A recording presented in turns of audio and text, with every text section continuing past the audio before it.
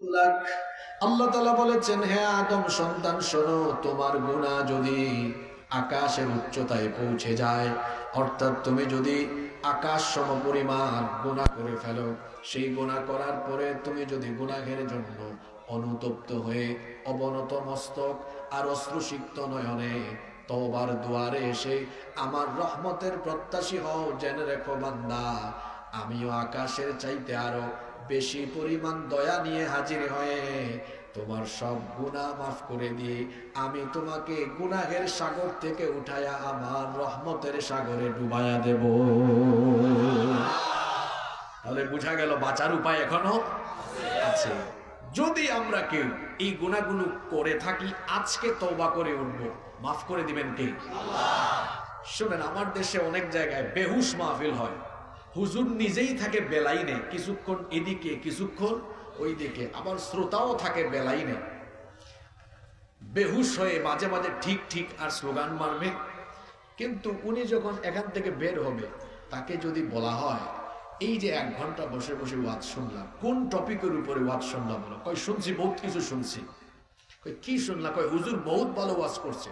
তাই নাকি? কেমন ওয়াজ করছে? কয় খুব চিল্লাইছে। আর কি করছে? কয় ফাটাই ফেলছে। আচ্ছা বুঝলাম, কোন টপিকে করেছে? কয় অনেক কিছুই বলছে, এখন কিছুই মনে নাই। এইরকম বেহুশ বক্তা, বেহুশ শ্রোতা হইয়েন না, লাইনে থাকেন, বেলাইনে যাবেন না। যে টপিক নিয়ে কথা হচ্ছে টপিকটাও মনে রাখবেন। তাহলে আজকে আমরা কোন টপিকে কথা শুরু করলাম? যে 5টি গুনাহের শাস্তি শুরু হয়, জোরে বলেন, শুরু হয় কোথায়? চলেন আরম্ভ করি। নাম্বার 1, 1 নাম্বার জুলুম। এটা এমন এক জঘন্য গুনাহ, কোন ব্যক্তি যদি কারো উপর জুলুম করে জালিম হয়, এই জালিম তওবা করে জুলুম থেকে ফিরে না আসলে তাকে জুলুমের শাস্তি দুনিয়াতেই, তার জুলুমের প্রাপ্য পাওনা দুনিয়াতে দিয়ে তাকে বেইজ্জত করে, তার চূড়ান্ত অধপতন দিয়ে তারপর তাকে যিনি দুনিয়া থেকে বিদায় করবেন তিনি কে? আল্লাহ। জুলুম হলো মস্ত বড় গুনাহ। এই পাপে যারা লিপ্ত থাকে, এরা যদি জুলুমের পথ পরিহার করে তওবা না করে, এই জালিমদেরকে যিনি দুনিয়া থেকে শাস্তি দেওয়া আরম্ভ করেন, গলার আওয়াজ বড় করে সবাই বলেন তিনি কে? আল্লাহ। কে কার উপরে কেমন জুলুম করে, এর সবটুকুন খবর যার কাছে আছে তিনি হলেন আল্লাহ। এজন্য রব্বুল আলামিন কোরআনুল কারীমের 14 নম্বর সূরা, সূরা ইব্রাহিমের 42 নম্বর আয়াতে বলছেন, ওয়ালা তাহসাবান্নাল্লাহু গাফিলান আম্মা ইয়া'মালুল যালিমুন ইন্নামা ইউআখিরুহুম লিয়াউমিন তাশখাসু ফীহিল আবসার। আল্লাহ তাআলা বলছেন, জালেমরা যা করছে তারা যেন এটা মনে না করে যে আল্লাহ তাআলা সে সম্পর্কে গাফেল, সে সম্পর্কে বেখবর। এটা যেন তারা মনে না করে, বরং প্রত্যেক জালিম কতটা জুলুম করে এর সবটুকুন খবর যার কাছে আছে। গলার আওয়াজ বড় করে বলেন তিনি কে? সেই আল্লাহ বলছেন, খবরদার কারো উপরে জুলুম করো না। হাদিসে কুদসিতে আল্লাহ তাআলা বলেছেন, ইয়া ইবাদি, হে আমার বান্দারা শোনো, ইন্নী হারামতুল যুলমা আলা নাফসি, নিশ্চয়ই আমি আমার নিজের উপরে জুলুম করা হারাম করে দিয়েছি। ওয়াজআলতুহু বাইনাকুম মুহাররামান ফালা তাযালামু, তোমাদের উপরেও আমি জুলুমকে হারাম করে দিলাম। খবরদার কারো উপরে জুলুম করো না, কারণ আমি আল্লাহ হলাম এমন, কোন জালেমকে আমি কখনো ছেড়ে দেই না। বুখারী এবং মুসলিম শরীফে হাদিস এসেছে, হযরত আবু মুসা আল আশআরী রাদিয়াল্লাহু আনহু এই হাদিসের বর্ণনাকারী সাহাবী, তিনি বলছেন আল্লাহর রাসূল বলেছেন, ইন্নাল্লাহা লা ইউমলি লিয-যালিমি ফাইযা আখাযাহু লাম ইউফলিতহু। আল্লাহর নবী বলেছেন, ইন্নাল্লাহা লা ইউমলি লিয-যালিম, নিশ্চয়ই আল্লাহ জালিমকে অবকাশ দেন, সুযোগ দেন, আল্লাহ জালিমকে ছাড় দেন, কিন্তু কোন জালিমকে আল্লাহ ছেড়ে দেন না। ফাইযা আখাযাহু লাম ইউফলিতহু, যখন তিনি ধরেন তখন আর ছাড়েন না। আল্লাহ ধরেন না ধরেন না ধরেন না, কিন্তু যখন আল্লাহ ধরেন তখন আর জালিমকে ছাড় দেন না। এজন্য রব্বুল আলামিন কোরআনুল কারীমের 22 নম্বর সূরা সূরাতুল হাজ্জ 45 নম্বর আয়াতে বলছেন, ফাকাআইয়িম মিন ক্বরয়াতিন আহলাকনাহা ওয়া হিয়া যালিমাতুন ফাহিয়া খাওয়িয়াতুন আলা উরুশিহা ওয়া বি'রিন মুআত্তালাতিন ওয়া কসরিন মাশীদ।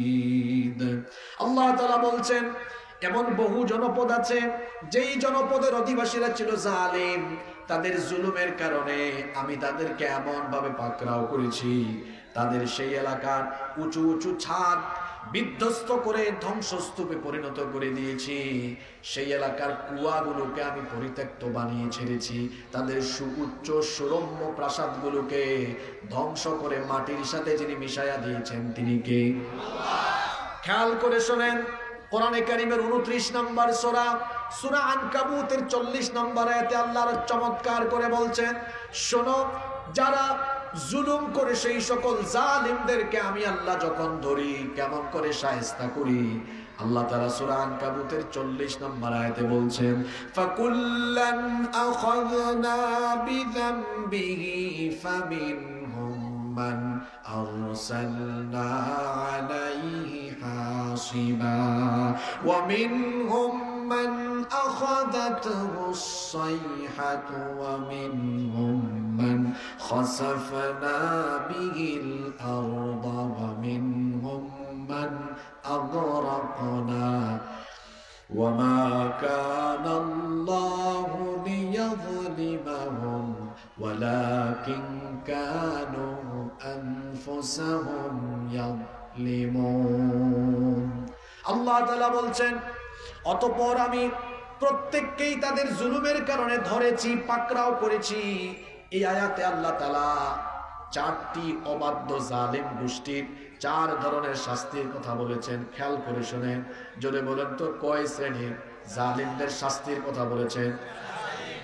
4টি গজবপ্রাপ্ত জালিম সম্প্রদায়ের কথা বলছেন। আল্লাহ বলছেন, এদের জুলুমের কারণে আমি আল্লাহ এদেরকে কেমনে পাকড়াও করেছি শোনো। কাউকে কাউকে আসমান থেকে পাথর কুচির বৃষ্টি পাঠিয়ে তাদের 14 গোষ্ঠী আমি ধ্বংস করে দিয়েছি। ওয়া মিনহুম মান আখাযাতহু আস-সাইহাহ, আর কাউকে কাউকে আমি আসমান থেকে বজ্র নিনাদ পাঠিয়ে সমূলে শেষ করে দিয়েছি। ওয়া মিনহুম মান খাসাফনা বিহিল আরদ, আবার কাউকে কাউকে তাদের জুলুমের কারণে জমিন উল্টায়া মাটির তলায় ধসায়া দিয়েছি। এরপরে আল্লাহ বলছেন, ওয়া মিনহুম মান আগরাকনা, আবার কাউকে কাউকে তাদের জুলুমের কারণে পানিতে ডুবায়া মেরেছি। এই আয়াতে আল্লাহ তাআলা কয় প্রকার জালিমের কথা বলেছেন? 4টি ধ্বংসপ্রাপ্ত জালিম জাতিগোষ্ঠীর কথা বলেছেন। 1, আল্লাহ বলেছেন তাদের জুলুমের কারণে আসমান থেকে পাথর কুচির বৃষ্টি পাঠায়া শেষ করেছি। 2 নাম্বার, বজ্রনিনাদের মাধ্যমে তাদের 14 গোষ্ঠী ধ্বংস করে দিয়েছি। 3 নাম্বার, জমিন উল্টায়া তাদের বংশ শুদ্ধ আমি নির্মূল করে দিয়েছি। 4 নাম্বার, আমি কাউকে কাউকে জুলুমের কারণে পানিতে ডুবায়া মেরেছি। পানির অপর নাম হলো জীবন, আমরা সবাই বলি, কিন্তু ফেরাউন আর তার বাহিনীর জন্য পানির অপর নাম যিনি মরণ বানিয়েছেন তিনি কি? সে আল্লাহ বলছেন, এইভাবে করে অতীতের যুগে একজন জালিমকেও আমি আল্লাহ ছেড়ে দেই নাই। কারণ জুলুম হলো এমন বড় অপরাধ, কেউ যদি কারো উপর জুলুম করে জালিম হয়ে যায়, সে যদি জুলুমের পথ থেকে ফিরে না আসে, দুনিয়াতেই তার জুলুমের প্রাপ্য শাস্তি যিনি হিসাব নিকাশ করে বুঝায়া দেন তিনি কি? তাকায় দেখেন আপনার সমাজের দিকে, আপনার দেশের দিকে। এই দেশেও যারা বছরের পর বছর মানুষের উপর জুলুম করেছে, আল্লাহ বছরের পর বছর তাদেরকে সুযোগ দিলেও যখন আল্লাহ ধরেছেন তখন আল্লাহ ছাড়েন নাই। যখন আল্লাহ ধরেছেন একেবারে দেশ থেকে বিতাড়িত করার ব্যবস্থা করেছে। আল্লাহ জালিমকে ধরেন না, ধরেন না, ধরেন না, কিন্তু যখন আল্লাহ ধরেন তখন আল্লাহ ছাড়েন না। জুলুমের একদিন অবসান হয়। এই যে এত সুন্দর মাহফিলের আয়োজন করেছেন, সোনাগাজী সম্পর্কে তো আমাদের ভালো ধারণা আছে। বাংলাদেশের কোন কোন জায়গায় মাহফিল করা টাফ, কঠিন, এটা আমাদের চাইতে ভালো খবর কি আপনারা জানবেন নাকি? সারা দেশ থেকে তো আমাদের কাছে ফোন আসে। এই সোনাগাজীতে 2018 সালে এক চেয়ারম্যান ছাত্রলীগের গুন্ডা পান্ডা দিয়ে আমাকে রাস্তায় হামলা করেছে। আমি তো সোনাগাজীতে বহু বছর পরে আবার এসেছি। আমরা আল্লাহর কোরআনের কথা বলি, কাউকে আমরা কোন ব্যক্তির দিকে, দলের দিকে, নেতা নেত্রীর দিকে আকর্ষিত করি না, ডাকি না। আমরা মানুষকে দেখি আল্লাহর দিকে। যারা এই অপরাধে আমাদেরকে রাস্তাঘাটে হামলা করে, আমরা তো আবার তাদের এলাকায় এসেছি বীরের বেশে, কিন্তু তারা এই এলাকা থেকে পালিয়ে গিয়েছে চোরের বেশে। জুলুম যার উপরে যতটুকু করবেন তার প্রাপ্য বদলা আপনি পাবেন। কত জুলুম, জুলুম আর জুলুম। নিরপরাধী মানুষকে অপরাধী বানায়া দিনের পর দিন, মাসের পর মাস, বছরের পর বছর তাদের উপর জুলুম করা হয়েছে। বাড়ি ঘরে থাকতে দেওয়া হয় নাই, নিজের আপনজনের জানাজায় আসতে দেওয়া হয় নাই। নিরপরাধীকে অপরাধী বানায়া নিরপরাধ মানুষকে হত্যা করা হয়েছে। বাংলাদেশে কোরআনের বাগানের রূপকার যাকে বলা হয়, কোরআনের কিংবদন্তি খাদেম আল্লামা সাঈদীকে জেলখানায় চিকিৎসার নামে হত্যা করা হয়েছে। জুলাই আগস্টে হাজার হাজার বাবা মায়ের বুক খালি করে তাদের সন্তানদেরকে ঠান্ডা মাথায় পাখির মতো গুলি করে রাস্তাঘাটে হত্যা করা হয়েছে। আমার ভাষায় আমি এদেরকে বলি ঠান্ডা মাথার খুনি। যারা ঠান্ডা মাথায় প্রকাশ্য দিবালুকে পাখির মতো গুলি করে আমার দেশের তরতাজা নওজোয়ান যুবকদেরকে, ছাত্রদেরকে হত্যা করেছে, এই খুনিদের কোনো মাফ নাই, এদের কোনো ক্ষমা নাই। এজন্য সরকারকে আমরা বলবো, 6 মাসের উপরে হয়েছে, আপনারা কিন্তু দৃশ্যমান কোনো বিচার এখনো করতে পারেন নাই। আর যত রাজনৈতিক দল আছেন বাংলাদেশে, আমি সবাইকে বলছি, বক্তব্যের সুযোগ পাইলে নির্বাচন নির্বাচন নিয়ে আপনারা পাগল হয়ে যান। আপনি তো কুড়ে ঘরে ছিলেন, রাস্তা থেকে বের হইতে পারতেন না। আপনি তো রাস্তাঘাটে বের হয়ে ওপেনলি চলাফেরা করার সুযোগও আপনার ছিল না। এই 17, 18, 20, 22, 24 বছরের কলেজ ইউনিভার্সিটির ছাত্ররা, যুবকেরা, তারা রাস্তায় নেমে রক্ত দিয়ে, জীবন দিয়ে, অনেকে পঙ্গুত্ব বরণ করে এখনো আহত অবস্থায় আছে, যাদের রক্ত, ত্যাগ আর জীবনের বিনিময়ে আপনি আপনার কুড়ে ঘর থেকে বের হয়ে স্বাধীনভাবে কথা বলার, নিঃশ্বাস ছাড়ার সুযোগ পাচ্ছেন। অন্তত কৃতজ্ঞতা আদায় করে আগে তাদের উপরে জুলুমের বিচার আপনার চাওয়া উচিত, তারপরে আপনার নির্বাচনের কথা বলা উচিত। কিন্তু আপনি কথায় কথায় শুধু নির্বাচন। আমি সমস্ত রাজনৈতিক দলকে বলব, এই ছাত্ররা, এই ছেলেরা, এদের পালস যদি আপনারা বুঝতে না পারেন, ভবিষ্যতে এই জেনারেশন বাংলাদেশে আপনাদেরকে রাজনীতি করার সুযোগও দিবে না। আপনি রাজনীতি করবেন কাদেরকে দিয়ে? এদেরকে দিয়েই তো করবেন। তো এদের পালস আপনাকে বুঝতে হবে না? আপনি হাসপাতালে গিয়েছেন, এখনো হাজার হাজার ছেলে এখনো অসুস্থ, অনেকে পঙ্গুত্ব বরণ করেছে। মাঝে মাঝে রাস্তাঘাটে বা বিভিন্ন জায়গায় এদের সাথে দেখা হয়, নিজেকে সামলাতে পারি না, হাত নাই, পা নাই, চক্ষু নাই, দেহের এক অংশ বিকলাঙ্গ হয়ে গিয়েছে। আর হাজার হাজার ছেলে মেয়েরা তো জীবন দিয়েছে, হাজার হাজার মায়ের বুক খালি হয়েছে।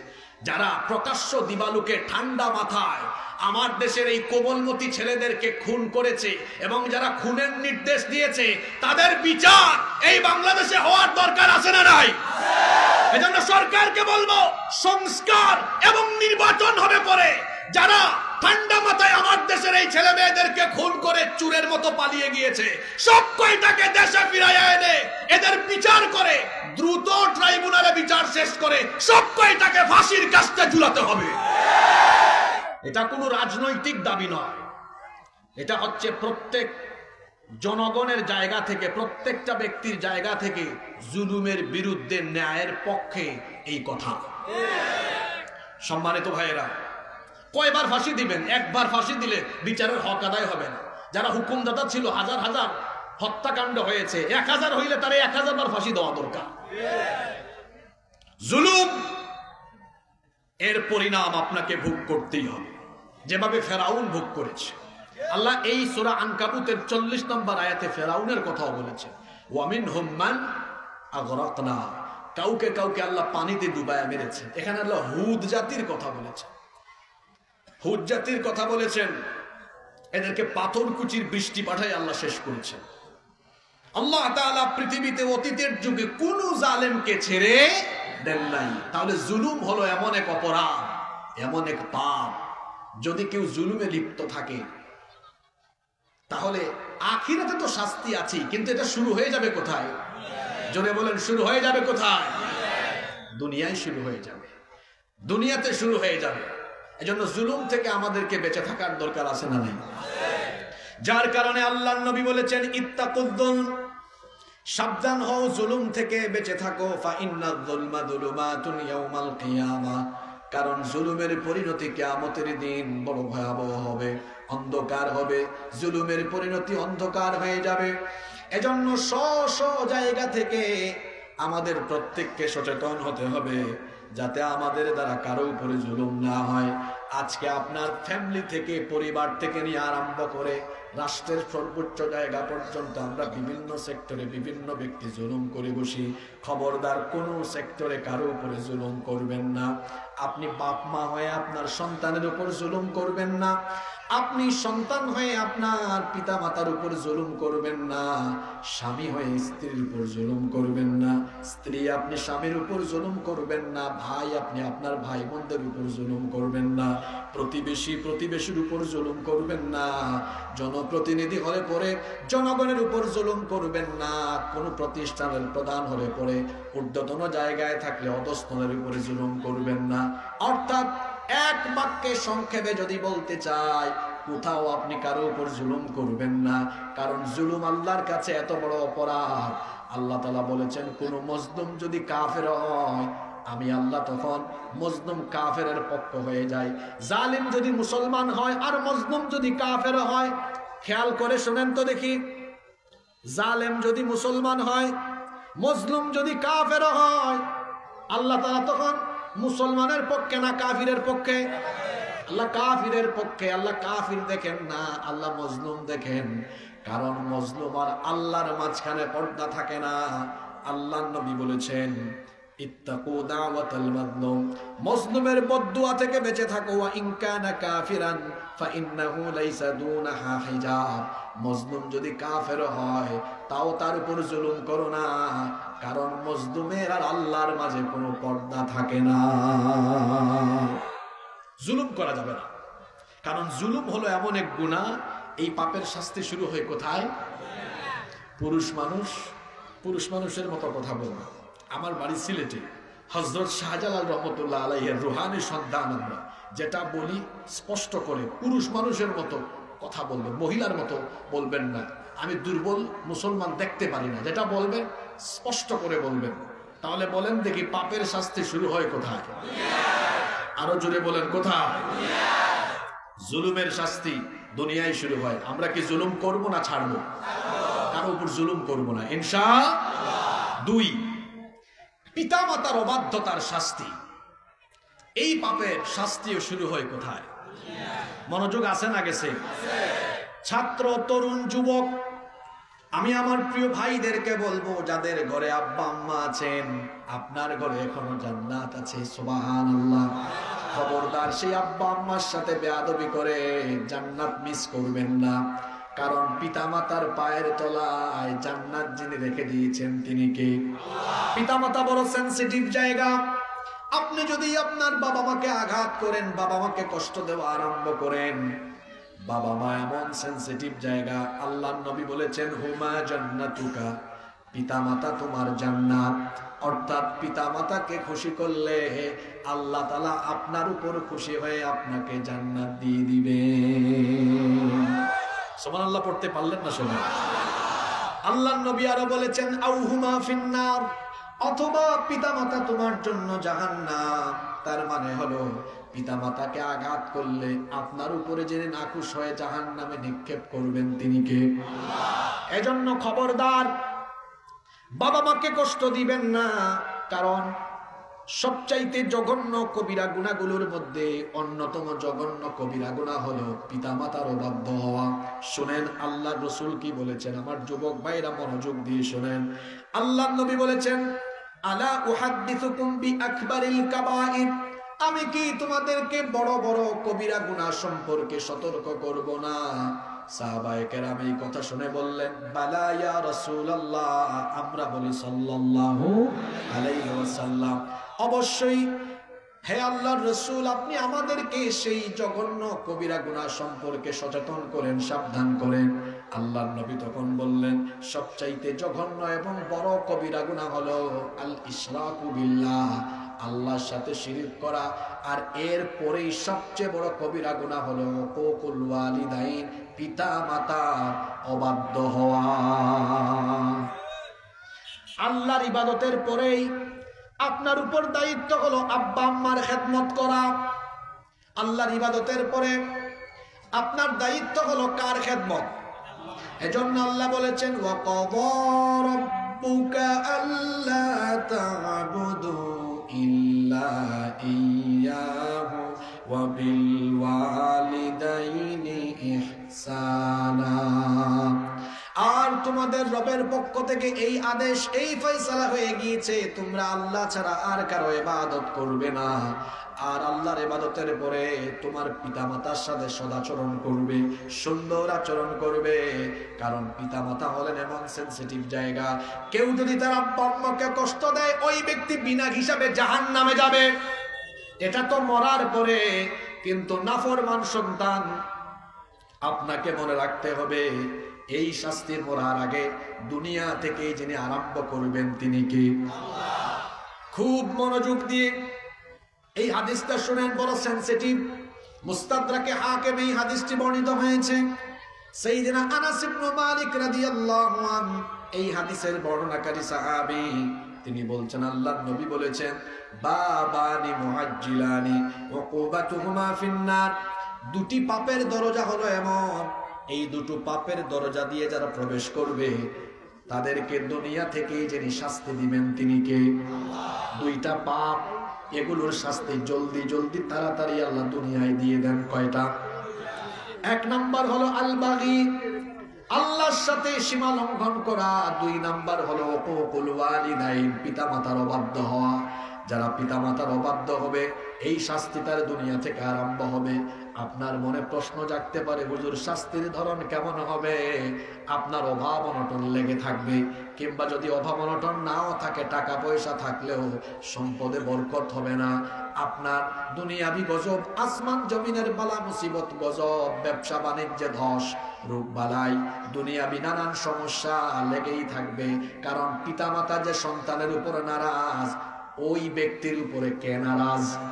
তো আল্লাহ যার উপরে নারাজ, এই ব্যক্তি তো দুনিয়ার সুখ শান্তি পাবে না, সমৃদ্ধি পাবে না, রিজিক পাবে না, সম্মানও পাবে না।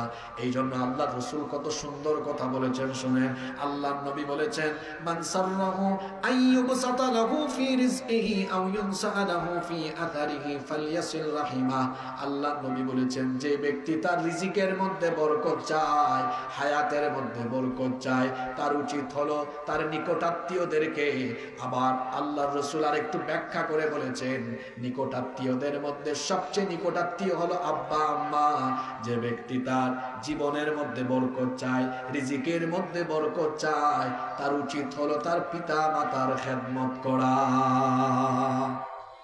এক পিতা মাতার তিনটা ছেলে, যুবক ভাইরা শুনতেছেন? কয়টা ছেলে? একদিন তিন ভাই বাড়িতে ঘরোয়া মিটিংয়ে বসেছে। বড় ভাই বলতেছে, দেখো ছোট ভাইরা, আমরা তো তিন ভাই, চলো আমাদের আব্বা আম্মাকে খাওয়ানোর জন্য, দেখাশোনার জন্য আমরা তিন ভাই মিলে ভাগ করি। আমি 10 দিন, মেজো ভাই তুমি 10 দিন, ছোট ভাই তুমিও 10 দিন। মেজো ভাই এই কথা শুনে আপত্তি করল, বলল, বড় ভাই আপনার কথার সাথে আমি একমত না। কথা বলবেন না, আপনার কথার সাথে আমি একমত না। চলেন আমরা এক কাজ করি, 10 দিন খাওয়ানোর চাইতে আমি 1 মাস, বড় ভাই আপনি 1 মাস, ছোট ভাই সে আর 1 মাস, অথবা 4 4 4 3 4 12। ছোট ভাই বলতেছে বড় দুই ভাইকে, বড় ভাই মেজো ভাই আমি আপনাদের দুইজনের সাথে দ্বিমত করছি। বড় ভাইরা বলল, ছোট ভাই তুমি কি চাও? ছোট ভাই বলতেছে, আমি খুশি হয়ে বলতেছি 10 দিনও দরকার নাই, 1 মাসও দরকার নাই, 4 মাসও দরকার নাই, আব্বা আর আম্মাকে সারা জীবনের জন্য আমার কাছে দিয়ে দেন। সুবহানাল্লাহ পড়ে পড়েন, আগে বুঝেন। বড় 2 ভাই তো মারাত্মক খুশি।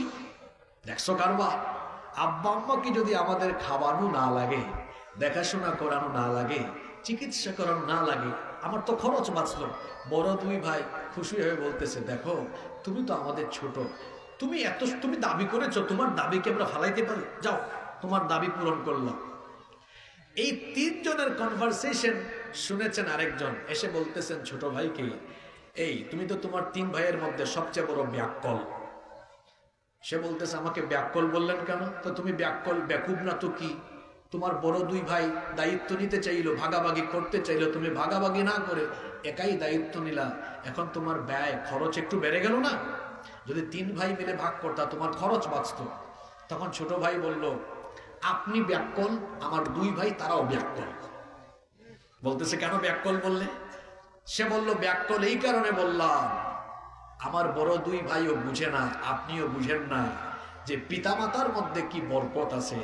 আমি যদি আমার আব্বা আম্মার জন্য খরচ করি, তারা যদি আমার জন্য দোয়া নাও করে, শুধু যদি আমার উপর খুশি হয়ে ঠোঁটটা একটু মেলায়া যদি হালকা করে একটু মুচকি হাসিটা মারে, আল্লাহর আরশ যখন আমার উপর খুশি হবে, দুনিয়ার সব সম্পদ এসে আমার পায়ের তলায় পড়ে যাবে। বুদ্ধিমান সন্তানরা পিতামাতাকে ভাগ করে না। বুদ্ধিমান সন্তানরা পিতামাতাকে ভাগ করে খাওয়ায় না, ভাগ করে চিকিৎসা করায় না। বুদ্ধিমান সন্তানরা ঈদ আসলে পরে আব্বা আম্মাকে শপিং করে দিতে ভুলে যায় না। বুদ্ধিমান সন্তান তার খরচের লিস্টে সবচেয়ে বেশি প্রায়োরিটি দেয় তার বাবা মাকে। কারণ রাসূল বলেছেন, যে তার বাবা মার জন্য খরচ করবে, আল্লাহ তাআলা তাকে ইজ্জত, সম্মান, রিজিক, দুনিয়ার সব দিক থেকে বরকত দিয়ে আল্লাহ তাকে ভরপুর করে দিবেন। আল্লাহু আকবার। যুবক ভাইয়েরা, কি বুঝলেন তাহলে? বরকত আছে পিতামাতার খেদমতে। আব্বা আম্মার খেদমত করলে দুনিয়ায় আপনার সম্মানের অভাব হবে না, রিজিকের অভাব হবে না। সংক্ষিপ্ত কথা যদি আমি বলি, পিতামাতার খেদমত করলে ওই সন্তানের দুনিয়ায় কোনো কমতি হবে না, আখিরাতেও কমতি হবে না। দুনিয়ায় পাবে আল্লাহর রহমত বরকত, আখিরাতে পাবে আল্লাহর জান্নাত। সুবহানাল্লাহ। আর যদি তার অপোজিশনে চলে যান, অর্থাৎ পিতামাতার সাথে দুর্ব্যবহার, অনেকে আছে গত 3 দিন আগে বিয়ে করেছে, 3 দিন আগে বিয়ে করা বউয়ের কথায় পিতামাতাকে ধমকায়, নাফরমান। বউকে রাখো বউয়ের জায়গায়, পিতামাতাকে রাখো পিতামাতার জায়গায়। আল্লাহ তো কোরআনে বলেছেন, তোমার পিতামাতা যদি তোমাকে শুধুমাত্র শিরকের ব্যাপারে বাধ্য করে, ওই কথাটা শুধু মানবা না। এছাড়া তোমার পিতামাতা কাফির হলেও, ওয়াসাহিবুহুমা ফিদ দুনিয়া মারুফা, দুনিয়াতে তাদের সাথে সুন্দর আচরণ করতে হবে, খেদমত করতে হবে। হুকুমটা এক সাহাবী এসে বলছেন, ওগো আল্লাহর রাসূল, আমার আব্বা আম্মা 2 জনই কাফের, আমি কি তাদের খেদমত করব? রাসূল বললেন, বাড়িতে যাও, তোমার পিতামাতা 2 জন কাফির হলেও তার খেদমত করো, কারণ পিতামাতার সাথে নাফরমানি করা হারাম করে দিয়েছেন কে? আরেক সাহাবী আসছেন, যুদ্ধে যাবেন, বলতেছেন, ইয়া রাসূলুল্লাহ, আমরা বলি সাল্লাল্লাহু আলাইহি ওয়াসাল্লাম, আমাকে আপনার সাথে যুদ্ধে নেন। রাসূল বলেছেন, তোমার ঘরে কি তোমার আব্বা আম্মা আছে নাকি? তিনি বলতেছেন, হ্যাঁ আছে। রাসূল বললেন, আমার সাথে যুদ্ধ করা লাগবে না, তুমি গিয়ে তোমার আব্বা আম্মার খেদমত করো, কারণ তোমার বাপ মায়ের পায়ের তলায় আল্লাহ তোমার জান্নাত রেখেছেন। সুবহানাল্লাহ। সেই জন্য আমি আমার ছাত্র, তরুণ, যুবক ভাইদেরকে অনুরোধ করে বলবো, ও আমার ভাইয়েরা, যাদের আব্বা আম্মা আছেন, খবরদার তাদের সাথে কখনো খারাপ আচরণ করবেন না। আল্লাহ তাআলা কোরআনে কারীমে নিষেধ করে দিয়েছেন, ইম্মা ইয়াবলুগান্না ইনদাকাল কিবারা আহাদুহুমা আও কিলাহুমা ফালা তাকুল লাহুমা উফফিন ওয়ালা তানহারহুমা ওয়া কুল লাহুমা কওলান কারীমা। পিতামাতা 2 জন যখন, কিংবা তাদের একজন যদি বৃদ্ধাবস্থায় চলে যান, মানুষ বয়স্ক হয়ে গেলে পরে আবার শিশুকালের মতো দুর্বল হয়ে যায়। এজন্য আল্লাহ বার্ধক্যের কথা উল্লেখ করে বললেন, ওই সময়ে তোমার পিতামাতার উপরে বিরক্ত হয়ে ফালা তাকুল্লাহুমা উফ, উফ শব্দ পর্যন্ত উচ্চারণ করো না। একবার যদি বিরক্ত হয়ে উফ বলো, সারা জীবনের নেক আমল বরবাদ করে জাহান্নামে নিক্ষেপ করবেন কে? মার বাবা বড় সেনসিটিভ জায়গায় একবার আঘাত করলে আপনার পরিণতি ভয়াবহ হয়ে যাবে। এজন্য আল্লাহ বলেছেন ফালা তাকুল্লাহুমা উফ, বিরক্ত হয়ে উফ শব্দ উচ্চারণ করো না। ওয়ালা তানহারহুমা, ধমকায়া কথা বলো না। গলার আওয়াজ বড় করে, চোখ রাঙিয়ে রাগান্বিত হয়ে পিতামাতার সাথে কথা বলো না। আমরা বললাম আল্লাহ, তাহলে আমরা আমাদের পিতামাতার সাথে কেমন করে কথা বলবো? আল্লাহ তাআলা শিখায় দিলেন, ওয়াকুল লাহুমা কাওলান কারীমা, সবচাইতে সম্মানজনক ভাষায় তোমাদের পিতামাতার সাথে কথা বলো। সুবহানাল্লাহ। মনে রাখবেন, পিতামাতার খেদমতে রয়েছে জান্নাত, আর পিতামাতার অবাধ্যতায় জাহান্নাম। জাহান্নাম তো মরার পরে, কিন্তু মরণের আগেই এই পাপের শাস্তি দুনিয়াতে দেওয়া শুরু করবেন কে? আব্বা আম্মাকে খাওয়ান না, ফেনী শহরে থাকেন, ঢাকায় থাকেন, এই মা বাবার খোঁজ খবর নেন না, কাপড় চোপড় কিনে দেন না, খাওয়ান না, চিকিৎসা করান না, কোনো খোঁজ খবর নেন না। আল্লাহর কসম, আপনার এই ধন সম্পদ কোনো কাজে লাগবে না। দারিদ্রতা, দুর্ভিক্ষ, অভাব, অনটন, বিপদ, আপদ, মুসিবত, আসমান জমিনের গজবে আপনি দুনিয়াতেই ধ্বংস হয়ে যাবেন। কেউ আপনাকে রক্ষা করতে পারবে? একটা কথাও তো আমার না, এগুলো আল্লাহর কথা। পিতা মাতাকে আঘাত করলেই এই শাস্তি শুরু হবে কোথায়? যান দুনিয়ার সফল মানুষদের ইন্টারভিউ নেয়, প্রত্যেকেই মা বাপকে খুশি করে দুনিয়াতে সফল হয়েছে। সুবহানাল্লাহ। মা বাবার কাছে বেশি বেশি দোয়া চাইবেন, বেশি বেশি দোয়া চাইবেন। এই যে আপনাদের মাহফিলে আসার সময় লালপুরে এসে আমি আমার মাকে ফোন করলাম, প্রতিদিন কয়েকবার দোয়া চাই। আমার আম্মা প্রায় সময় বলেন, এত দোয়া চাওয়ার কি আছে? আমি বললাম, আব্বাও তো নাই, আপনি বেঁচে আছেন, আমার দোয়ার জায়গায় তো আপনি। আপনি যতবার দোয়া করবেন এই দোয়াগুলো আল্লাহর দরবারে পৌঁছাবে। কারণ 3 ব্যক্তির দোয়া কবুল হয়, মুসাফিরের দোয়া কবুল হয়, মজলুমের দোয়া কবুল হয়। আর আপনি আমার মা আর আপনার বাবা, মা আর বাবা, এই 2 জন দোয়া করলে এই দোয়া আল্লাহ ফিরায় দেন না। সুবহানাল্লাহ। এটা তো দোয়া নেওয়ার জায়গা। আমি আমার নিজের কথা বলি, মাঝে মাঝে আমার আম্মার কাছ থেকে আমি পানি পড়া নেই। তা আমার আম্মা বলেন, তুমি তো নিজেই সূরা পারো, তুমি তো নিজেই সূরা পড়ে পানিতে ফু দিয়ে খাইতে পারো, তুমি আমার থেকে নাও কেন? মাঝে মাঝে বলি, আম্মা মাথায় ফু দেন, আমার জ্ঞান যেন আল্লাহ বাড়ায় দেন, বুকের মধ্যে ফু দেন, আল্লাহ যেন তাকওয়া বাড়ায় দেন। আম্মা জিজ্ঞেস করেন, তুমি আমার কাছে কেন বলো, তোমার উস্তাদদের কাছে যাও। আমি বললাম, আল্লাহর পরেই তো আমার কাছে আপনি গুরুত্বপূর্ণ, উস্তাদরা তো পড়ে, আমার উস্তাদের দোয়ার আগে আপনার দোয়া আল্লাহর কাছে কবুল হবে। সুবহানাল্লাহ। পিতা মাতার কাছে দোয়া চাইবেন। যাদের আব্বা আম্মা জীবিত আছে আপনারা সৌভাগ্যবান, আপনাদের দোয়া নেওয়ার জায়গা আছে। আরে মা বাবা কত বড় রহমত। যাদের আব্বা আছে, কালকে সকালে কি রান্না হবে, কি খরচ লাগবে, টেনশন নাই, আব্বা তো আছে। বাবা হচ্ছেন বটবৃক্ষের মতো, যিনি ছায়া দিয়ে সন্তানদেরকে আগলে রাখেন। সুবহানাল্লাহ। যার বাবা নাই সে বুঝে তার প্রতিটা দিন কত কঠিন। যাদের বাবা মা আছে, দুঃখের সময়, বিপদের সময় বাবা মা এসে মাথায় হাত বোলায়, বুকে জড়ায় ধরে সান্ত্বনা দেয়। কিন্তু যার বাবা নাই, মা নাই, তাকে তো সান্ত্বনা দেওয়ার কে নাই। এই যে রাতের বেলা আপনি বাড়ি যাবেন, রাত 2টা 3টা, সবাই ঘুমায় যাবে, বাড়িতে কেউ অপেক্ষা করবে না। বাড়িতে গিয়ে দেখবেন আপনার মা না ঘুমাইয়া পাহারাদারের মতো আপনার বাড়ির দরজায় আপনার জন্য দাঁড়ায় আছে। আল্লাহু আকবার। পৃথিবীতে মা বাবার চাইতে আপন আমাদের জন্য পৃথিবীতে আর কেউ হতে পারে। এজন্য পিতামাতার খেদমতে রয়েছে আল্লাহর সন্তুষ্টি। এজন্য আল্লাহর নবী বলেছেন, রিদাল্লাহু ফি রিদাল ওয়ালিদাইন, পিতামাতার সন্তুষ্টিতে আল্লাহ সন্তুষ্ট, ওয়া সাখাতুল্লাহি ফি সাখাতিল ওয়ালিদাইন, পিতামাতার সন্তুষ্টিতে আল্লাহ অসন্তুষ্ট। এজন্য আল্লাহর সন্তুষ্টি, আল্লাহর ক্ষমা আর জান্নাত যদি চান, আব্বা আম্মার খেদমত করেন। কয়জন ভাই এখানে আছেন বলতে পারবেন, প্রত্যেক দিন রাতে আপনার বাবা মাকে আপনি ঘুম পাড়ান, আপনার আব্বা আম্মাকে আপনি ঘুম পাড়াবেন? বাবা মার মন জয় করা খুব সহজ। এই ছোট ছোট কাজগুলো আপনারা করেন না। আপনাকে ছোটবেলায় ঘুম পাড়াতেন আপনার আব্বা আম্মা। যারা বিবাহিত বিবাহিত ভাইরা বলেন দেখি, যাদের বাচ্চা কাচ্চা আছে, রাত 2টা 3টার সময় বাচ্চা যখন ভে ভে করে কান্না করে, তখন কি বাচ্চার উপর রাগ লাগে নাকি উঠে আপনি আদর করে কুলে নেন? রাগ লাগলেও কুলে নেন, ঘুম পাড়ান। তো আপনার কি মনে পড়ে না আপনার আব্বা আম্মাও তো এইভাবে রাতের বেলা আপনাকে ঘুম পাড়াতেন? এখন আপনার বাবা মেরুদণ্ডে ব্যথা, কোমরে ব্যথা, পায়ে ব্যথা, আপনার মাও রোগাক্রান্ত, কেন আপনি আব্বা আম্মার রুমে যান না, গিয়ে বলেন আব্বা আমি আপনাকে মাথা টিপে পা টিপে ঘুম পাড়ায় দেই, আম্মা আমি আপনার মাথায় হাত বলে ঘুম পাড়ায় দেই।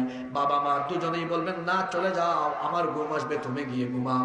কিন্তু আপনি সেখানে থাকেন, থেকে আপনার বাবার মাথাটা মায়ের মাথাটা হাত বোলায় দেন, একটু মাসাজ করে দেন, বাবার পাটা টিপে দেন, মাথার আর আপনার মায়ের মাথার হাত বোলায় দেন। দেখবেন আপনার আব্বা আম্মা যখন ঘুমাবে মনে মনে আল্লাহকে বলবে, আল্লাহ এত শান্তিতে আমার ছেলেটা আমার মেয়েটা আমাকে ঘুম পাড়াচ্ছে, আমার ছেলেটা আমার মেয়েটা আমাকে যেভাবে সুখ শান্তি দিচ্ছে, আল্লাহ তুমিও আমার ছেলে মেয়েকে দুনিয়ায় সুখ শান্তি দিয়ে দাও। এই দোয়া কবুল করবেন কে? এটা করেন? এটা তো করেন না। আব্বা আম্মাকে ঘুম পাড়াবে। যুবকদেরকে উদ্বুদ্ধ করার জন্য বলি, আমি এখনো আমার মায়ের কাছে গেলে আমার মাকে আমি আগে ঘুম পাড়াই, তারপরে আমি ঘুমাতে যাই।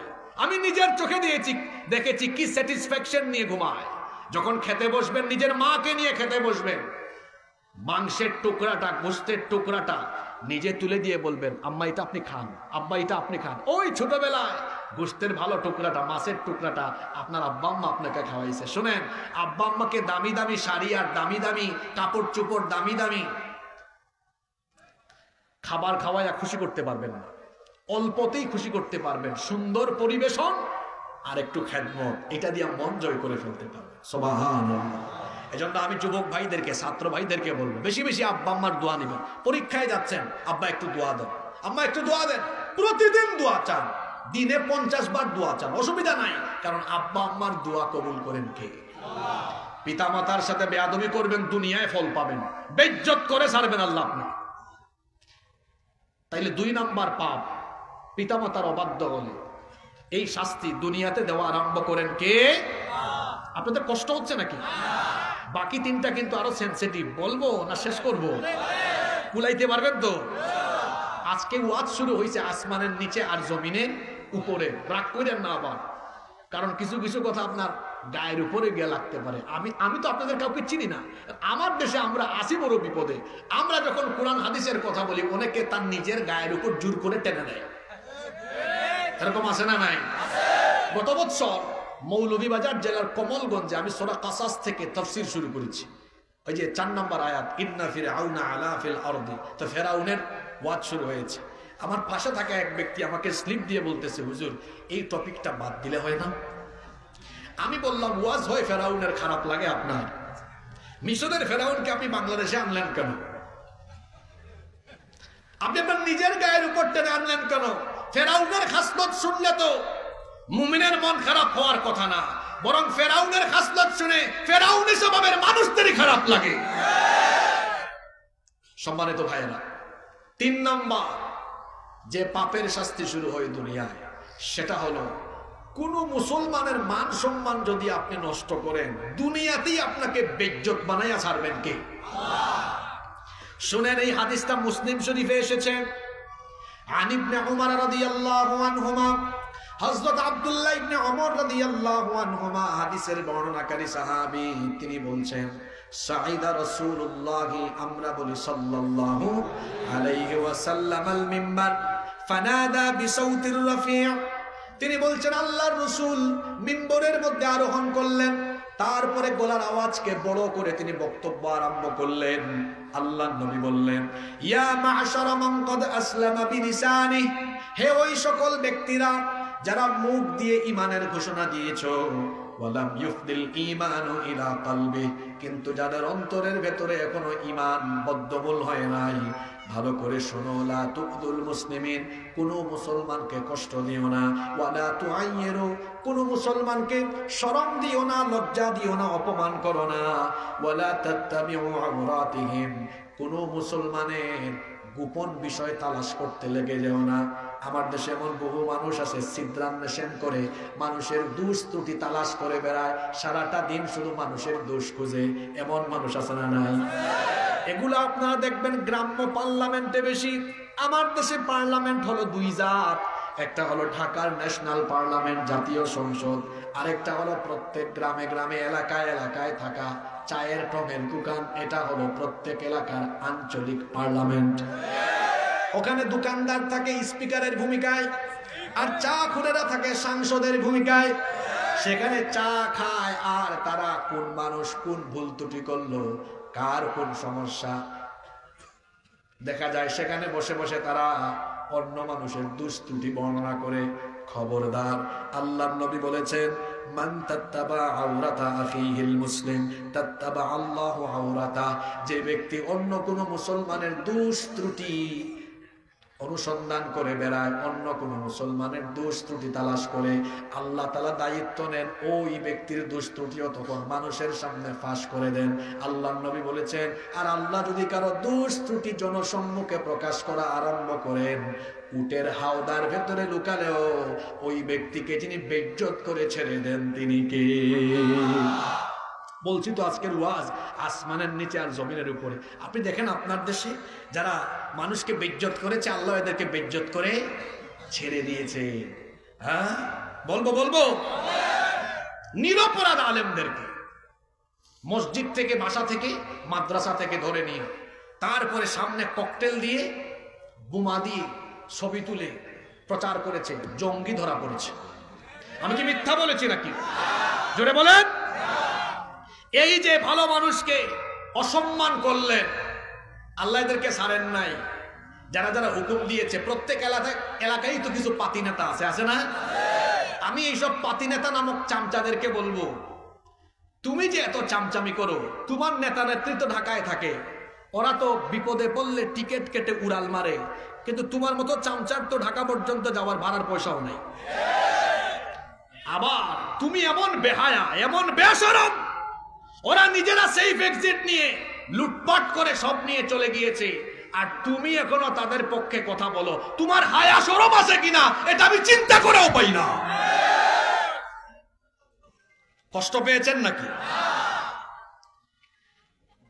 আপনি বেইজ্জত করলেন ভালো ভালো মানুষকে, আল্লাহ তো ছাড় দেন নাই। আল্লাহ ছাড় দেন নাই। কিভাবে আল্লাহ ছাড় দেন নাই সেটা ভালো করে শুনেন। এই আলেমদেরকে জেলখানায় যখন ওঠানো হয়েছে, টিভিতে দেখেছে সোনাগাজীর মানুষ, দেখার পরে সোনাগাজী দেখে, আরে এই আলেমটার এমন করলো। আপনাদের খারাপ লাগছে কিনা? খারাপ লাগে নাই? কি বলেন না? আমার ভাই ভুল বুঝছে, অসুবিধা নাই। একজন আলেমকে আপনারা দেখছেন আদালতে উঠানো হয়েছে দড়ি দিয়া বাইন্দা, ভালো লাগছে না খারাপ লাগছে? আদালতে যারা দেখেছে বলছে, আল্লাহ তুমি তাদেরকে হেফাজত করো। আজকে ইতিহাস হলো এমন, আপনি যা করবেন ইতিহাস আপনাকে ছেড়ে।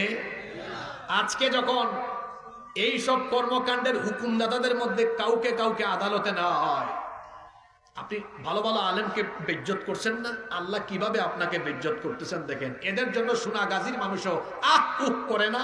আদালত পাড়ায় যারা থাকে কি আর আহ উহ করবে? ওরা ডানে বামে দেখে কোন দিকে পচা ডিম আর কোন দিকে সিরা জুতা আছে, সুযোগ পাইলে এদের উপরে পচা ডিম আর সিরা স্যান্ডেল নিক্ষেপ করে। এটা হলো মানুষের ক্ষোভ আর ঘৃণার বহিঃপ্রকাশ।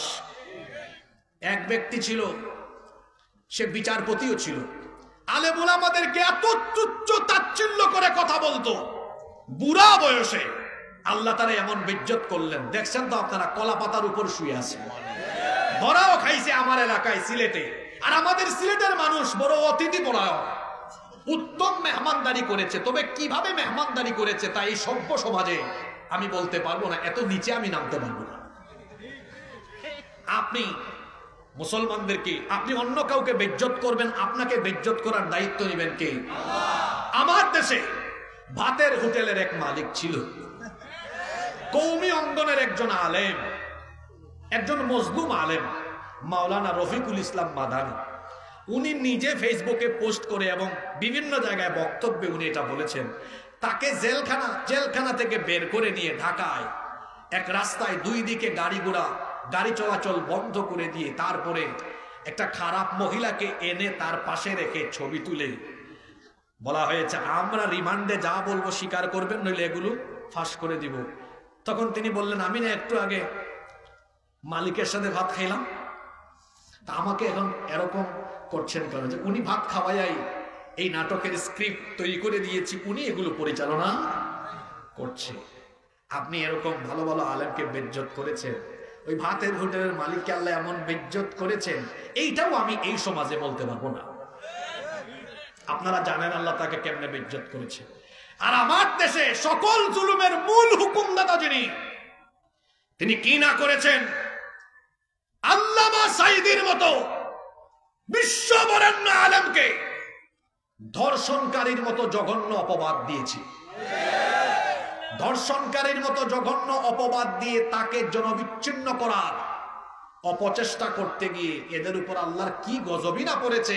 আজ তারা নিজেরাই জনবিচ্ছিন্ন হয়ে চোরের মতো দেশ থেকে পালিয়ে যেতে বাধ্য হয়েছে। এদের পক্ষে একটু উঠ করার মতো মানুষ এখন চারপাশে খুঁজে পাওয়া যায়।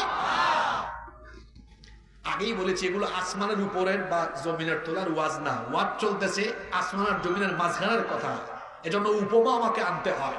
আল্লাহ রসুল বলেছেন, কেউ যদি কারো মান সম্মান নিয়ে ছিনিমিনি খেলে, কারো মান সম্মান নষ্ট করে, ওই ব্যক্তির মান সম্মান নষ্ট করার দায়িত্ব স্বয়ং যিনি নেন তিনি কে? এই জন্য খবরদার, কোন মানুষের মান সম্মান নষ্ট করার চেষ্টা করবেন না, বরং কারো দোষ ত্রুটি দেখলে পরে একাকী তাকে সংশোধনী দিবেন। আমাদের অনেকের মধ্যেই স্বভাব আছে, আমরা কারো ভুল দেখলে বলে বেড়াই, ভুল দেখলে অবশ্যই তাকে সংশোধন করে দিবেন। কারণ এক মুমিন হলো আরেক মুমিনের আয়না।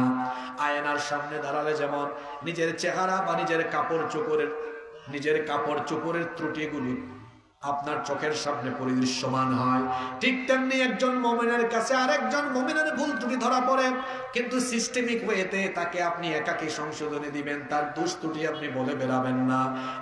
এই গুণে যদি আপনি গুণান্বিত হতে পারেন, আল্লাহর নবী বলেছেন লা ইয়াসতুরু আবদুন আবদান ফিদ দুনিয়া ইল্লা সাতারাহুল্লাহু ইয়াউমাল কিয়ামাহ। যে ব্যক্তি কোনো মুসলমানের দোষ ত্রুটি গোপন করবে, আল্লাহ তাআলা ওই ব্যক্তির দোষ ত্রুটি কিয়ামতের দিন গোপন রেখে আল্লাহ তাকে জান্নাত দিয়ে দিবে। সুবহানাল্লাহ তো কইতে পারলেন, কিন্তু এই গুণে তো আমরা গুণান্বিত হতে পারি না। আমরা মানুষের ভুল দেখলে শুধু বলে বেড়াই, মানুষের ভুল দেখলে একাকী সংশোধন করেন, কারো মান সম্মান নষ্ট করবেন না। ফায়দা কি হবে? আমার আপনারও ভুল ত্রুটি গুনাহ আছে না নাই? আল্লাহ বলবেন, তোমার বাড়ি না সোনাগাজীতে, তোমার তো স্বভাব ভালো ছিল, তুমি কারো মান সম্মান নষ্ট করতে না, বলে বেড়াতে না, গোপন রাখতা। আসো বান্দা, সোনাগাজীর আমার প্রিয় বান্দা, আসো, আজকে তোমারও অনেক ভুল ত্রুটি গুনাহ আছে, এগুলো আমি কিয়ামতের মাঠে কাউকে বলবো না, যাও দৌড় মারো, আমার জান্নাতে দৌড় মারো। সুবহানাল্লাহ। তাহলে আমরা কারো মান সম্মান নষ্ট করব না। এই গুণে গুণান্বিত হওয়ার তৌফিক আল্লাহ আমাদেরকে দান করুন। 4, যে পাপের শাস্তি দুনিয়ায় আরম্ভ হয়, এর মধ্যে 4 নাম্বার পাপ হলো জিনা, ব্যভিচারে লিপ্ত হওয়া, বিবাহ বহির্ভূত হারাম রিলেশনে সম্পৃক্ত হওয়া। আবিয়াইতা বেচদর মিসকিন ছেলেরা এখানে আছে না নাই?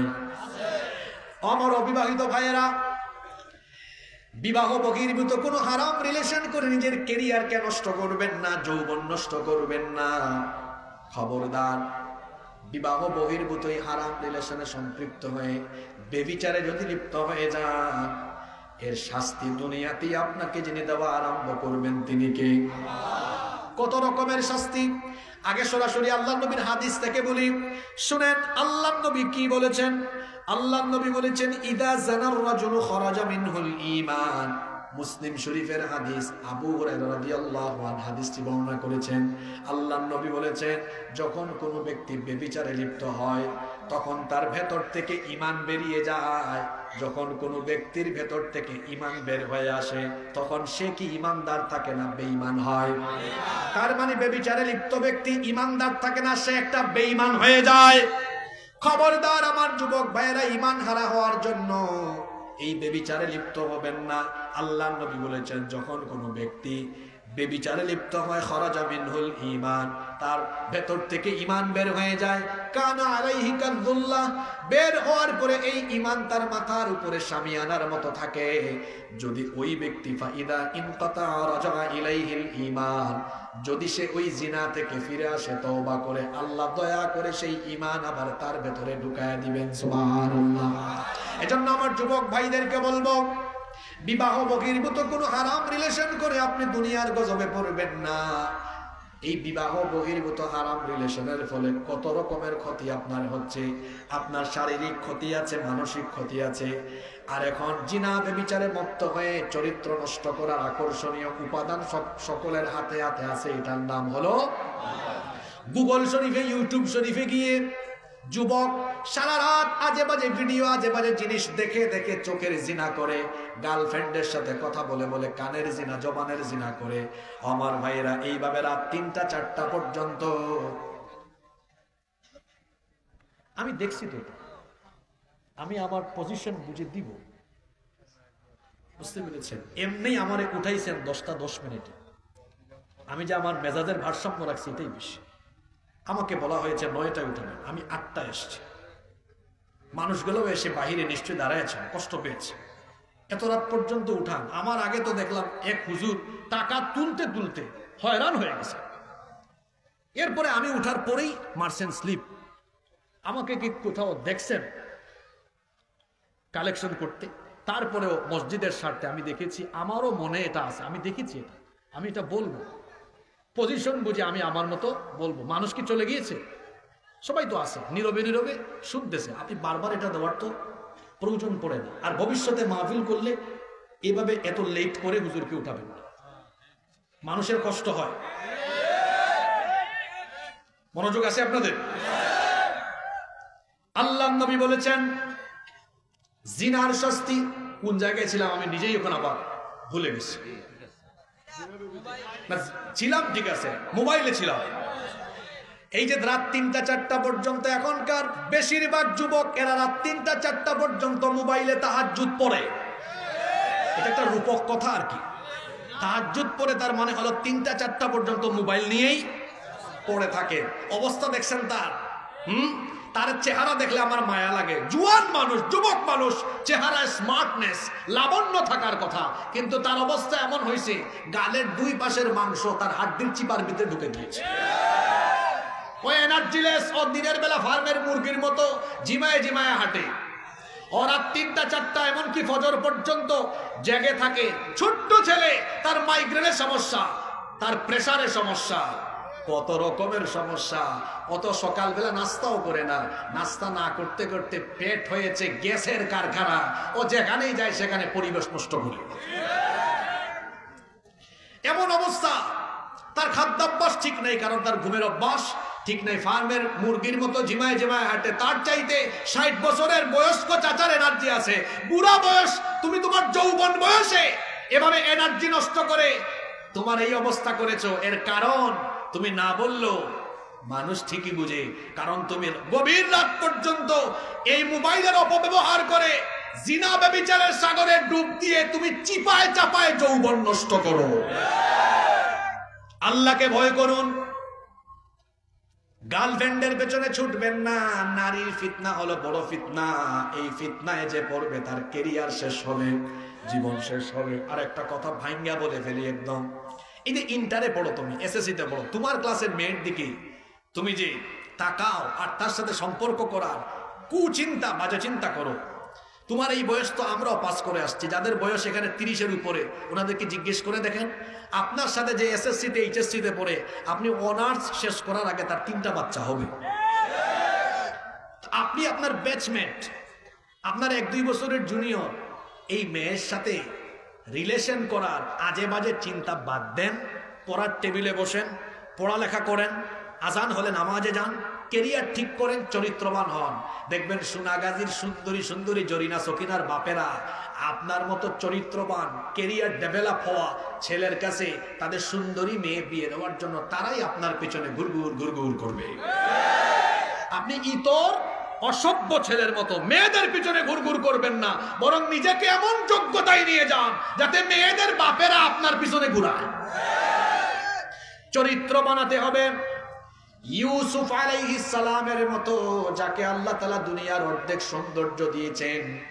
সোনাগাজীর এই যে সোনার চাঁদ ছেলেরা, আপনাদের দিকে তো সোনাগাজীর জরিনা সকিনা ভালো করে তাকায় না, এমন একটা চেহারা আপনার। আবার রাগ করেন না, আমি এটা তুলনা দিচ্ছি ইউসুফ আলাইহিস সালামের সাথে, যাকে আল্লাহ তাআলা দুনিয়ার অর্ধেক সৌন্দর্য দিয়েছেন। সুবহানাল্লাহ। তবে আমার ভুল বুঝবেন না, ইউসুফ নবীকে দুনিয়ার অর্ধেক সৌন্দর্য দেওয়া হয়েছে, আর আমার নবীকে দুনিয়ার সকল সৌন্দর্য দেওয়া হয়েছে। সুবহানাল্লাহ। তো ইউসুফ আলাইহিস সালাম এত সুন্দর সুপুরুষ ছিলেন, যাকে দেখে মিশরের সেই যুগের সুন্দরী রূপসী নারীরা ফল কাটতে গিয়ে ফিলিংলেস হয়ে তারা তার চেহারার দিকে তাকায় অনুভূতি শূন্য হয়ে ফল কাটার জায়গায় আঙ্গুল কেটে ফেলেছে, টেরও পায় নাই। আল্লাহু আকবার। যে ঘরে তিনি লালিত পালিত হয়েছেন সেই ঘরের নারী জুলাইখা প্রতিদিন তার চোখের সামনে ইউসুফ আলাইহিস সালামকে দেখতে দেখতে পাগল পাড়া হয়ে গেল। একদিন সে নির্জনে তার দাসীর মাধ্যমে একেবারে ইউসুফ আলাইহিস সালামকে তার বেডরুমে খাস কামরায় নিয়ে আসলো। 7টা দরজা ছিল, সবগুলো দরজায় তালা লাগিয়ে চাবি তার কাছে নিয়ে আসলো। এরপরে বলল, ইউসুফ এখানে আসতে হলে কিন্তু 7টা দরজা, সব দরজা লক করে দিয়েছি আমি, চাবিও আমার কাছে এসে আমার মনোবাসনা পূরণ করো। ইউসুফ আলাইহিস সালাম লক্ষ্য করে দেখলেন দুষ্ট এই নারী সবগুলো দরজায় তালা লাগায়া এরপরে আমাকে এমন জায়গায় কুপ্রস্তাব দিয়েছে, বের হওয়ারও কোনো জায়গা নাই। তিনি তখন মনে মনে চিন্তা করলেন, জুলাইখার কাছে এই 7টা দরজার চাবি আছে, এটা ঠিক আছে, কিন্তু সারা দুনিয়ার সবকিছুর কুদরতি চাবি আছে কার কাছে? তিনি ওই আল্লাহকে ভয় করলেন। আর দুষ্ট এই নারীর প্রস্তাব তিনি ফিরাইয়া দিয়া আল্লাহকে ভয় করে যখন আল্লাহর উপর তাওয়াক্কুল করে তিনি দৌড় মারলেন, আল্লাহ তাআলা খুশি হয়ে তার কুদরতি চাবি দিয়ে তার নবীর চরিত্র হেফাজতের জন্য সবগুলো দরজা একটা একটা করে খুলে দিলেন। আমার যুবক ভাইয়েরা, আপনাদের চরিত্র হবে এই রকম। একটা মেয়ে হেঁটে যাবে, আল্লাহ কোরআনে বলেছেন, কুল্লিল মুমিনিনা ইয়াগুদ্দু মিন আবসারিহিম, মোমেনরা পরনারী থেকে চক্ষুকে নিম্নগামী করে রাখো, চক্ষুকে নিচের দিকে দাও। হুকুম কার? আল্লাহর রাসূল আপনাদেরকে কি বলেছেন শোনেন, ইয়া শাবাব আল ইসলাম, রাসূল বলেছেন, হে ইসলামের যুবকেরা, গাদ্দু আবসারুকুম, তোমাদের চক্ষুকে নিম্নগামী করো, ওয়াহফাজু ফুরুজাকুম, লজ্জাস্থানের হেফাজত করো। যদি এটা করতে পারো, আমি রাসূল কিয়ামতের দিন তোমার জান্নাতের জিম্মাদার হয়ে যাব। সুবহানাল্লাহ। রাস্তাঘাটে একটা মেয়ে দেখলে টিটকারি মারতে ইচ্ছা করে, হ্যাঁ, তার একটু মিস কল মারতে ইচ্ছা করে, তার সাথে কথা বলতে ইচ্ছে করে। গার্লস কলেজ, সোনাগাজী মহিলা কলেজের সামনে গিয়া ইতরের মতো দাঁড়ায় থাকে, লজ্জা করে না। আপনার বোনের দিকে কেউ তাকালে আপনার কেমন লাগবে? খারাপ লাগবে। তো আপনি যে মেয়ের দিকে তাকান সে কি কারো বোন নয়?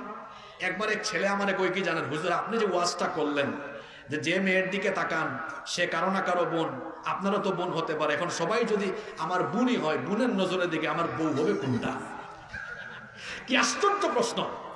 তা আমি আমার যুবক ভাইদেরকে বলবো, ভাই বউ হবে যেটা, আল্লাহ যেটা আপনার জন্য রেখেছেন ওইটা অটোমেটিকলি আপনার কাছে পাঠিয়ে দিবেন কি? চরিত্রের হেফাজত করতে হবে, কারণ জিনা ব্যভিচারের শাস্তি শুরু হবে কোথায়? যারা জিনা ব্যভিচারে লিপ্ত, এদের চেহারার সৌন্দর্য নষ্ট হয়, এদের শরীরে বিভিন্ন রোগবালাই চলে আসে, বিভিন্ন যৌন রোগে এরা আক্রান্ত হয়, সুস্থ সবল সুন্দর জীবন থেকে এরা বঞ্চিত হয়। এই হারাম পথ থেকে ফিরে আসুন, দেখবেন সুস্থ সুন্দর একটা জীবন পাবেন, যেই জীবনে বরকত দিবেন কে? আল্লাহ। এজন্য অসৎ মানুষের সঙ্গ ত্যাগ করুন। কথায় আছে, সৎ সঙ্গে স্বর্গবাস, অসৎ সঙ্গে। এক ব্যক্তি আতরের দোকানে ঢুকেছে, আতর কিনে নাই, কিন্তু 10 মিনিট আতরের দোকানে ছিল। বের হওয়ার পরে তার সাথে আতরের গন্ধ হবে কি হবে না? আরেকজন লোক বিড়ি সিগারেট খায় না, কিন্তু বাড়িতে ঢুকার আগে এক বিড়ি ঘুর তারে জড়ায় ধরছে। এখন তো বিড়ির গন্ধ তার সাথে মিশে গেছে। বাড়িতে গিয়েছে, তার বউ বলতেছে, তুমি এত খারাপ হয়েছো কোত্থেকে? কয় কি হয়েছে বউ? কয় তুমি তো বিড়ি খাওয়া শিখছো। কয় আল্লাহর কসম বিড়ি খায় না। কয় না তুমি খাইছো। আসলে লোকটা খায় নাই, কিন্তু বিড়ি ঘুরের সাথে কিছুক্ষণ থাকায় বিড়ির দুর্গন্ধ চলে গিয়েছে। আতরের সাথে থাকলে আতরের গন্ধ, বিড়ির সাথে থাকলে বিড়ির গন্ধ। কলেজে বিশ্ববিদ্যালয়ে যারা পড়াশোনা করেন, মাদকাসক্ত, ইয়াবাখুর, গাঁজাখুর, নারীতে আসক্ত এমন ছেলেদের সঙ্গ ত্যাগ করে নামাজি, চরিত্রবান, মেধাবী শিক্ষার্থী যারা, তাদেরকে বন্ধু বানিয়ে তাদের সঙ্গী সাথী হয়ে যেতে হবে। কষ্ট হচ্ছে আপনাদের, তাই না? 5, যে গুনাহের শাস্তি শুরু হবে দুনিয়ায়, অন্যায়, অবৈধ, হারাম পথে যারা উপার্জন করবে, এই শাস্তি এরা দুনিয়ায় ভোগ করবে। হারামে কোনো আরাম নাই। হারাম পথে মানুষকে ঠকায়া, জনগণকে ঠকায়া সম্পদের পাহাড় গড়ে এই সম্পদ উপভোগ করতে পারবেন না। আপনারা নিজের চোখে জুলাই আগস্টে দেখেছেন হারামখোরের দল সম্পদ হারাম পন্থায় উপার্জন করে সম্পদের পাহাড় গড়েও উপভোগ করতে পারে নাই, সব ফালায়া থুইয়া পলায়ন করে গিয়েছে। উপভোগ করতে পারবেন। আল্লাহর নবীর কথা এটা আমার কথা নয়। আল্লাহর নবী বলেছেন ইন্না হাদাল মাল খাদিরাতুন হুলওয়া, নিশ্চয়ই দুনিয়ার এই সম্পদ হলো চাকচিক্যময়, সুমিষ্ট, মিষ্টি, সুমিষ্ট এগুলো। আল্লাহর নবী বলেছেন মান আখাদাহু বিহাক্কিহি ওয়া ওয়াদাহু ফি হাক্কিহি ফানি'মাল মাউনাতু হুয়া, অতএব যে ব্যক্তি বৈধ পথে তা উপার্জন করে, বৈধ পথে খরচ করে, তার সম্পদের মধ্যে যিনি বরকত দেন তিনি কে? এরপরে আল্লাহর নবী বলেছেন ওয়া মান আখাদাহু বিগাইরি হাক্কিহি কানা কাল্লাযী ইয়াকুলু ওয়া লা ইয়াশবা, যে ব্যক্তি বৈধ পথে তা উপার্জন করে না, সেই ব্যক্তির উদাহরণ হলো ওই ব্যক্তির মতো যে ব্যক্তি খাবার খায় কিন্তু পরিতৃপ্ত হয় না। আসলে যারা হারাম পথে পয়সা কামায় এদের পেট কখনো ভরে, এদের পেট ভরে না। এদের ফেনী সোনাগাজীতে বাড়ি হলে কয় যদি ফেনী শহরে হইতো, ফেনী শহরে হওয়ার পরে কয় যদি ঢাকায় হইতো, ঢাকায় হলে পরে পরে যদি বেগমপাড়ায় হতো, নিউ ইয়র্কে হতো। এদের পেট আসলে ভরে না। প্রাচুর্য সম্পদ অর্জন করতে করতে এদের অবস্থা কি হয় আল্লাহ বলেছেন আলহাকুমুত তাকাতুর হাত্তা জুরতুমুল মাকাবির। এই প্রাচুর্যের প্রতিযোগিতায় থাকতে থাকতে এরা কবরে চলে যায়।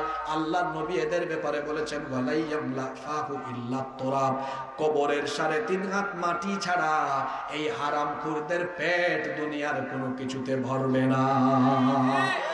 আমার দেশে চোর হলো 2 জাতের। জোরে বলেন তো চোর কয় জাতের? একটা হলো অভাবের আর একটা হলো স্বভাবের। এক লোক আপনাদের সোনাগাজীরই বাসিন্দা, তার ঘরে 2-3 দিন ধরে খাবার নাই।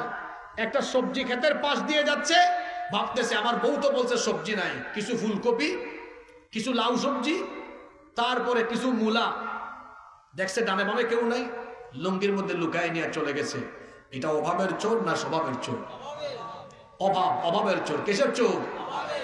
সচিব, ডিসি, এসপি রাষ্ট্রীয় বড় দায়িত্ব পেয়েছে, সরকার তাকে বাসা দিয়েছে, বাড়ি দিয়েছে, গাড়ির সুবিধা দিয়েছে, বেতন দেয়, ভাতা দেয়। তারপরেও এই হারামখোর কলমের খুঁচায় চুরি করে, দুর্নীতি করে, ঘুষ ছাড়া ফাইল এক টেবিল থেকে অন্য টেবিলে দেয় না। এই হারামখোরকে সরকার বেতন দেয়, ভাতা দেয়, গাড়ি দেয়, বাড়ি দেয়, তাও চুরি করে। এটা কি অভাবের চোর না স্বভাবের চোর? আমার দেশে অভাবের চোর বেশি না স্বভাবের চোর বেশি? ছাত্র জনতা এবং এই দেশের মানুষকে বলবো, আমার দেশের পরিবর্তনের জন্য এই স্বভাবের চোরগুলো যে চেয়ারে আসে, এই চেয়ার থেকে স্বভাবের চোরগুলোকে ফেলে দিয়া তারপরে এখানে কুরআনওয়ালা লোকদেরকে বসাতে হবে। এছাড়া পরিবর্তন সম্ভব। হারামে কোনো আরাম। যারা হারাম পথে কামায় এদের বড় বড় রোগ হয়। ওই মাউন্ট এলিজাবেথে গিয়ে তার পয়সা শেষ হয়, এদের সন্তান মাদকাসক্ত হয়, পরিবারের সুখ থাকে না, দাম্পত্য জীবনের সুখ থাকে না। এক কথায় হারামখোরদের জীবনের সুখ ছিনায় আনেন কে?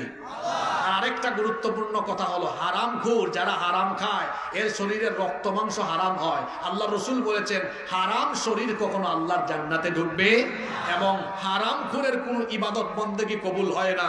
কারণ ইবাদত কবুলের পূর্ব শর্ত হলো হালাল খাওয়া। বরং ধন সম্পদ বৈধ পথে উপার্জন করে বৈধ পথে আল্লাহর দ্বীনের পথে খরচ করলেই দুনিয়া আখিরাতে মুক্তি দিবেন কে? যেন ধন সম্পদ আল্লাহর পথে খরচ করতে রাজি আছেন তো আপনারা? কারা কারা রাজি আছেন একটু হাত তুলেন তো। সবাই তুলছেন? ভালো করে একটু তুলেন, একটু নাড়াচাড়া মারেন তো। আল্লাহর পথে খরচ করার জন্য সবচেয়ে উৎকৃষ্ট জায়গা হলো আল্লাহর ঘর, মসজিদ। এই মসজিদের উন্নয়নের কাজে 2টা হাত একটু প্রসারিত করে দিতে পারবো কি পারবো না? পারবেন আপনারা? ইনশাআল্লাহ। আওয়াজ তো ছোট হইলো, আমরা পারবো। মাশাআল্লাহ মাশাআল্লাহ। কেউ দাঁড়াবেন না এখন। চতুর্দিক